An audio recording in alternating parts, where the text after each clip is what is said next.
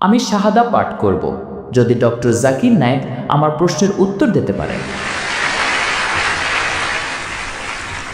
আমার নাম মিফতাহ, আমি জোম্বাং থেকে এসেছি। আমি একজন নাস্তিক। আমি এমন পরিবারে জন্মেছি যেখানে আমার পরিচয়পত্রে ইসলাম লেখা আছে, কিন্তু আমি নাস্তিক। আমি খ্রিস্ট ধর্মসহ অনেক ধর্ম অধ্যয়ন করেছি এবং খ্রিস্ট ধর্মে আমি অনেক ভুল খুঁজে পেয়েছি। আমার প্রশ্ন হলো, বৌদ্ধ ধর্মের ত্রিপিটকের এমন একটি শ্লোক উল্লেখ করুন যা অন্য কোনো শ্লোকের সাথে বিরোধপূর্ণ অথবা যা বৈজ্ঞানিকভাবে ভুল। ভাই একটি প্রশ্ন করেছেন যে তিনি একজন নাস্তিক এবং তিনি ইসলাম গ্রহণ করবেন যদি আমি তার প্রশ্নের উত্তর দিতে পারি। তিনি বলছেন, আপনি কি বৌদ্ধ ধর্মগ্রন্থ থেকে একটিও ভুল বের করতে পারবো? তাহলে তিনি যদি নাস্তিক হন তবে তিনি বৌদ্ধ ধর্মগ্রন্থ নিয়ে কথা বলছেন কেন? আমার প্রথম প্রশ্ন। আমি জানতে চাই। জয় হোক, আমি এখানে ধর্মগ্রন্থে ভুল বের করতে আসিনি, কিন্তু যেহেতু আপনি জিজ্ঞাসা করেছেন, বৌদ্ধ ধর্মের প্রধান দর্শন 4টি মহৎ সত্যের উপর ভিত্তি করে প্রতিষ্ঠিত। আপনি কি বুদ্ধের 4টি মহৎ সত্যের কথা শুনেছেন? আপনি কি বুদ্ধের 4টি মহৎ সত্যের কথা শুনেছেন? আমি জানি না। আপনি যদি না জানেন তাহলে আপনি বৌদ্ধ ধর্মগ্রন্থ সম্পর্কে কি জানেন? যদি কেউ বলে আমি কোরআন জানি, আপনি কি কুল হুয়াল্লাহু আহাদ জানেন? আমি জানি না। সূরা ফাতিহা জানি না। তাহলে আপনি আমার উত্তর কিভাবে বুঝবেন? বৌদ্ধ ধর্মের ভিত্তি হলো বুদ্ধের 4টি মহৎ সত্য। যদি এটি সম্পর্কে না জানেন তাহলে আমার উত্তর কিভাবে বুঝবেন? আপনি বুদ্ধের 4টি মহৎ সত্য জানেন কি? বৌদ্ধ ধর্মের 4টি সত্য কি কি? কিন্তু আপনি যদি তা নাই জানেন তাহলে সেগুলো সঠিক না ভুল কিভাবে বুঝবেন? যাই হোক, আমি আপনার মতো নই। কিন্তু আমি ত্রিপিটক গ্রন্থের শ্লোকের ভুল সম্পর্কে জানতে চেয়েছি। ত্রিপিটক হলো বৌদ্ধ ধর্মগ্রন্থগুলোর মধ্যে একটি। বৌদ্ধ ধর্মগ্রন্থে ধম্মপদ সহ আরও অনেক কিছুই রয়েছে, কিন্তু আমি মৌলিক বিষয় নিয়ে আলোচনা করছি, আরও ভালো মৌলিক বিষয়। এখন বুদ্ধের মতে তিনি বলেছেন যে 4টি মহৎ সত্য রয়েছে। প্রথমটি হলো এই জগতে দুঃখ এবং কষ্ট রয়েছে। এই জগতে দুঃখ এবং কষ্ট রয়েছে। দ্বিতীয় সত্য, দুঃখ ও কষ্টের কারণ হলো তৃষ্ণা। তৃতীয়, দুঃখ ও কষ্ট দূর করতে হলে আকাঙ্ক্ষা দূর করতে হবে। চতুর্থ, আকাঙ্ক্ষা দূর করতে হলে অষ্টাঙ্গিক মার্গ অনুসরণ করতে হবে। আমি আবার বলছি, বুদ্ধ বলেছেন প্রথম মহৎ সত্য হলো এই জগতে দুঃখ এবং কষ্ট রয়েছে। দ্বিতীয়ত, দুঃখ ও কষ্টের কারণ হলো তৃষ্ণা।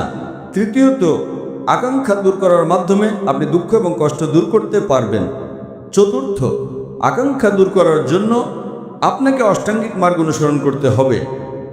আমি ভুলের কথা জিজ্ঞেস করছি স্যার, অথবা এমন কোনো শ্লোক যা অন্য শ্লোকের সাথে সাংঘর্ষিক। ভাই, আমি যখন উচ্চতর বিষয় নিয়ে আলোচনা করি তখন নিম্ন স্তরে যাই না। এটি অনেক উচ্চতর বিষয়। আমি উচ্চতর বিষয় নিয়ে কথা বলছি। আমি উচ্চতর গ্রন্থ অধ্যয়ন করি, নিম্ন স্তরের গ্রন্থ নয়। এই গ্রন্থগুলো অনেক উন্নত। তিনি যদি বৌদ্ধ ধর্ম সম্পর্কেই না জানেন তাহলে আমি আর কি বলবো? সুতরাং আমি আপনাকে বৌদ্ধ ধর্মের প্রধান খুঁটিগুলোর মধ্যেই ভুল দেখাচ্ছি। আমার প্রশ্ন হলো, বুদ্ধের 3য় মহৎ সত্যটি হলো দুঃখ ও কষ্ট দূর করতে হলে আকাঙ্ক্ষা দূর করতে হবে। চতুর্থটি হলো আকাঙ্ক্ষা দূর করার জন্য আপনাকে 10টি বিধ পথ অনুসরণ করতে হবে।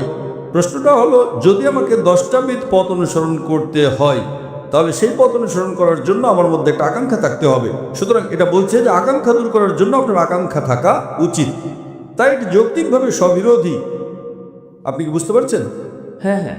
বুদ্ধের 3য় মহৎ সত্যটি হলো দুঃখ ও কষ্টের কারণ হলো আকাঙ্ক্ষা। 3য় সত্য, আকাঙ্ক্ষা দূর করতে হলে কষ্ট দূর করতে হবে। চতুর্থটি হলো আকাঙ্ক্ষা দূর করার জন্য আপনাকে 10টা বিধ পথ অনুসরণ করতে হবে। তার মানে সেই পথ অনুসরণ করার জন্য আপনার মধ্যে আকাঙ্ক্ষা থাকতে হবে। সুতরাং এটা বলছে যে আকাঙ্ক্ষা দূর করার জন্য আপনার আকাঙ্ক্ষা থাকা উচিত। তাই এটি যৌক্তিকভাবে স্ববিরোধী। সুতরাং মূল ভিত্তিটাই এটি একটা তাসের ঘরের মতো। এটি স্ববিরোধী।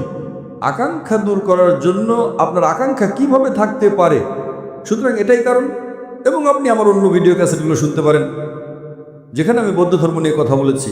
কিন্তু আমি মূলত শীর্ষস্থানীয় বিষয়গুলো নিয়ে আলোচনা করি, নিম্নস্তরের বিষয়গুলো নয়। আমি প্রধানত ধর্মপদ এবং অন্যান্য ধর্মগ্রন্থ নিয়ে কথা বলছি। আশা করি এটা আমরা প্রশ্নের উত্তর দিয়েছি। ভারতে শান্তি দেবীর পুনর্জন্ম সম্পর্কে, শান্তি দেবীর পুনর্জন্ম নিয়ে আপনার মতামত কি? ভারতে একজন শান্তি দেবী আছেন, ভারতে অনেক শান্তি দেবী আছেন, তার পুনর্জন্ম হয়েছে। এটি হিন্দু ধর্মের একটা দর্শন, কিন্তু এটি অযৌক্তিক এবং অবৈজ্ঞানিক। কারণ একবার মারা গেলে বৈজ্ঞানিকভাবে আপনার পুনর্জন্ম হতে পারে না। এটা কেবল একটা অনুমান, এটি বৈজ্ঞানিকভাবে মোটেই প্রমাণিত নয়। এবং এমনকি বেদেও যখন পুনর্জন্ম নিয়ে কথা বলা হয়, পুন মানে পরবর্তী, জন্ম মানে জীবন। এমনকি ইসলামও বিশ্বাস করে পুনর্জন্ম বা পরকালে, যার মানে আপনি এই জগতে আসেন এবং পরকালে আপনাকে পুনরুত্থিত করা হবে, কিন্তু কোনো জন্ম মৃত্যুর চক্র নেই। এটা একটা কাল্পনিক কাহিনী। সুতরাং বেদেও যখন পুনর্জন্ম নিয়ে কথা বলা হয় তখন সেটা পরকালের কথা বলে, যেটা আমরা বিশ্বাস করি। আপনি স্বর্গে বা নরকে যাবেন, কিন্তু এটি বিশ্বাস করে না যে আপনি মানুষ হয়ে আবার ফিরে আসবেন, আবার জন্ম নেবেন, আবার ফিরে আসবেন। এটি কেবল একটা অনুমান, যা বৈজ্ঞানিকভাবে অপ্রমাণিত। আশা করি এটা আমরা প্রশ্নের উত্তর দিয়েছি। ঠিক আছে। এবং সূরা ফুসসিলাতের 9 নম্বর আয়াতে বলা হয়েছে যে পৃথিবী 2টি পর্যায়ে সৃষ্টি করা হয়েছে। আপনার মতে পৃথিবী এবং আকাশ কি একসাথে সৃষ্টি করা হয়েছে? আপনার মতামত কি? পৃথিবী ও আকাশ কি একসাথে সৃষ্টি করা হয়েছে নাকি হয়নি? ভাই, সূরা ফুসসিলাতের 41 নম্বর অধ্যায়ের 9 নম্বর আয়াতের কথা বলছেন, যেখানে আকাশ ও পৃথিবীর সৃষ্টি সম্পর্কে বলা হয়েছে এবং তিনি জিজ্ঞাসা করছেন সেখানে কোনো স্ববিরোধিতা আছে কি না। সেখানে একটা আপাত স্ববিরোধিতা রয়েছে। আপাত, আপনি যদি যৌক্তিক না হন তবে আপনার মনে হতে পারে সেখানে একটা স্ববিরোধিতা আছে। সূরা ফুসসিলাতের 41 নম্বর অধ্যায়ের 9 নম্বর আয়াতে বলা হয়েছে যে আল্লাহ আকাশ ও পৃথিবী সৃষ্টি করেছেন। তিনি আকাশকে 2 দিনে সৃষ্টি করেছেন। তিনি আকাশকে 2 দিনে সৃষ্টি করেছেন এবং তিনি সৃষ্টি করেছেন, দুঃখিত, সেখানে বলা আছে যে তিনি পৃথিবীকে 2 দিনে সৃষ্টি করেছেন। 2 দিন দিয়ে শুরু হয়। এবং পাহাড় সৃষ্টি করেছেন এবং সেগুলোকে পৃথিবীর উপরে স্থাপন করেছেন 4 দিনে। এবং আকাশকে সৃষ্টি করেছেন 2 দিনে। এবং তিনি সেগুলোকে বললেন তোমরা উভয়ে এসো, ইচ্ছায় বা অনিচ্ছায়। এবং তারা বলল আমরা অনুগত হয়ে আসলাম। 1 নম্বর 11। সুতরাং প্রশ্ন হলো, যখন আল্লাহ বলেন যে তিনি পৃথিবীকে 2 দিনে সৃষ্টি করেছেন এবং পাহাড়গুলোকে তার উপরে স্থাপন করেছেন উদ্ভিদ সহ 4 দিনে, এবং আকাশকে সৃষ্টি করেছেন 2 দিনে, তাহলে এখানে যদি আপনি 2 + 4 + 2, তবে এটি শোনায় 8-এর মতো। এবং কোরআনের আরও অনেক জায়গায় আল্লাহ বলেছেন যে তিনি আকাশ ও পৃথিবী সৃষ্টি করেছেন 6 দিনে। সুতরাং ইসলামের কিছু সমালোচক আছেন যারা বলেন দেখো এখানে এটি 2, 4, 2 অর্থাৎ 8 দিন, অথচ অন্য অনেক জায়গায় আল্লাহ বলেছেন তিনি আকাশ ও পৃথিবী সৃষ্টি করেছেন সিত্তাতা আইয়াম, 6 দিনে। সুতরাং একটি স্ববিরোধিতা রয়েছে। আপনি যদি কোরআন পড়েন, কোরআনের আয়াত সূরা ফুসসিলাতের 41 নম্বর অধ্যায়ের 9, 10, 11 নম্বর আয়াতগুলো, সেখানে বলা হয়েছে যে তিনি পৃথিবীকে 2 দিনে সৃষ্টি করেছেন এবং পৃথিবীকে পাহাড় সহ 4 দিনে সৃষ্টি করেছেন। সুম্মা, আকাশকে 2 দিনে। এখন আরবিতে সুম্মার 2টো অর্থ রয়েছে। এর অর্থ হতে পারে এবং, অথবা একই সাথে হতে পারে। সুতরাং আমি যদি আপনাকে বলি যে আমি একটা বিল্ডিং 6 মাসে তৈরি করতে চাই, আমি 6 মাসে তৈরি করতে চাই, 6 মাসে আমি 6 মাসে বিল্ডিং তৈরি করতে চাই, আমি সীমানা প্রাচীর তৈরি করে 2 মাসে, আমি বেসমেন্ট তৈরি করে 2 মাসে, এবং আমি 20 তলা বিল্ডিংটা তৈরি করি 4 মাসে।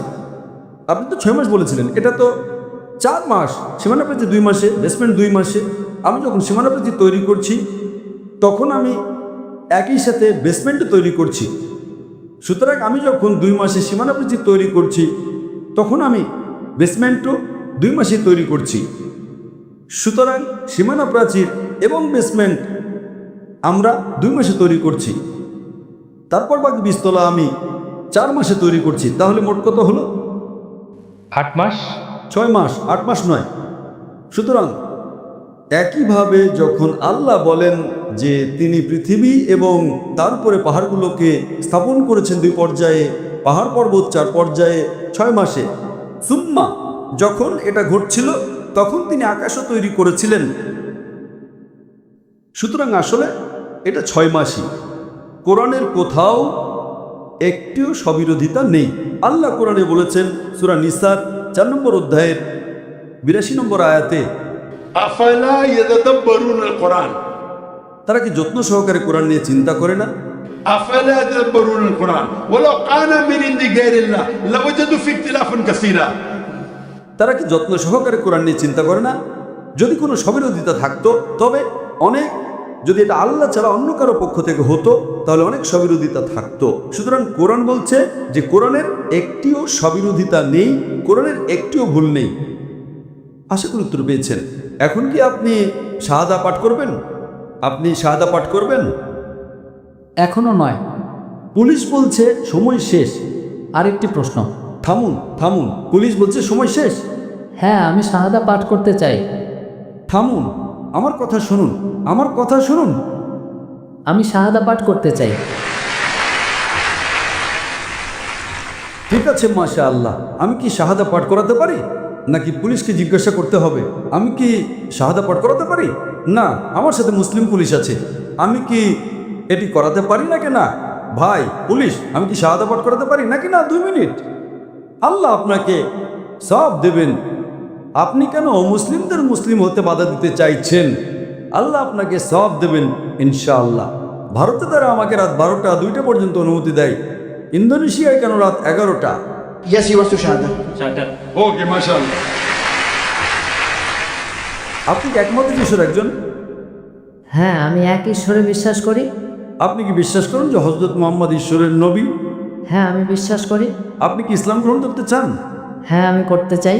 আপনি কি কেউ বাধ্য করছে ইসলাম গ্রহণ করতে? না, কেউ নেই, না। আপনি কি নিজের ইচ্ছেই করছেন? হ্যাঁ, স্বেচ্ছায়। আপনি কি টাকা বিনিময়ে ইসলাম গ্রহণ করছেন?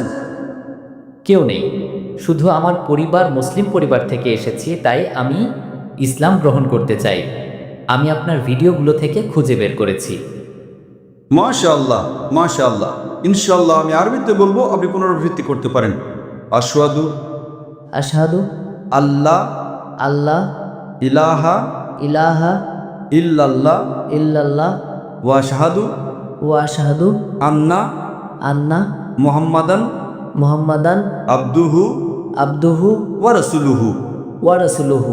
আমি সাক্ষ্য দিচ্ছি আমি সাক্ষ্য দিচ্ছি যে যে কোনো উপাস্য নেই কোনো উপাস্য নেই আল্লাহ ছাড়া, আল্লাহ ছাড়া। এবং আমি সাক্ষ্য দিচ্ছি এবং আমি সাক্ষ্য দিচ্ছি যে যে নবী মুহাম্মদ সাল্লাল্লাহু আলাইহি সাল্লাম নবী মুহাম্মদ সাল্লাল্লাহু আলাইহি ওয়াসাল্লাম হলেন রাসূল হলেন রাসূল এবং বান্দা এবং বান্দা একমাত্র আল্লাহর। একমাত্র আল্লাহর। মাশাআল্লাহ, আপনি এখন মুসলিম। تكبير تكبير এবং আমি আল্লাহ সুবহানাহু ওয়া তাআলার কাছে প্রার্থনা করি যেন আপনার পূর্বের সমস্ত গুনাহ মাফ করা হয়। আল্লাহ আপনাকে এই দুনিয়া ও পরকালে সর্বোত্তম প্রতিদান দেন। আল্লাহ আপনাকে আপনার বন্ধু এবং পরিবারকে ইসলামের পথে আনার জন্য পথ দেখান ইনশাআল্লাহ।